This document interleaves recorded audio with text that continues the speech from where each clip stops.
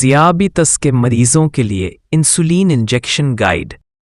Insulin injection لگانے سے پہلے اپنے ہاتھوں کو صابن اور پانی سے اچھی طرح دھو لیں۔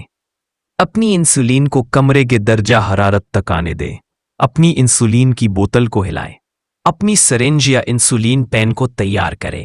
انسولین انجیکشن لگانے کے لیے مقامات اپنے پیٹ، ران، بازو یا کولہے کے اوپری حصے پر انسولین لگائیں۔ ان جگہوں پر چربی کی ایک تہہ ہوتی ہے جو انجیکشن کو آسان بناتی ہے۔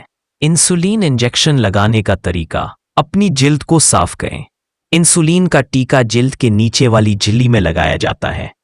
اس کا بہترین طریقہ یہ ہے کہ ٹیکے والی جگہ کو ایک چٹکی میں پکڑ کر اوپر اٹھائیں اور چٹکی میں آئی ہوئی اس جلد میں اوپر سے انسولین والی سرنج کی پوری سوئی داخل کر کے پسٹن کو تھوڑا سا واپس کھینچیں۔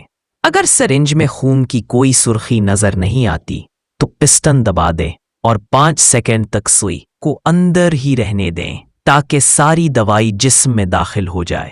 اب آپ سرنج کو باہر نکال سکتے ہیں اور جلد کو مساج کریں۔ انسولین انجیکشن لگانے کے بعد اپنی سرنج یا انسولین پین کو ٹھکانے لگائیں۔ اپنے ہاتھوں کو دوبارہ دھو لیں۔ ایک ہی جگہ پر بار بار انجیکشن نہ لگائیں۔ اپنی انسولین کو گرم یا ٹھنڈا نہ ہونے دیں۔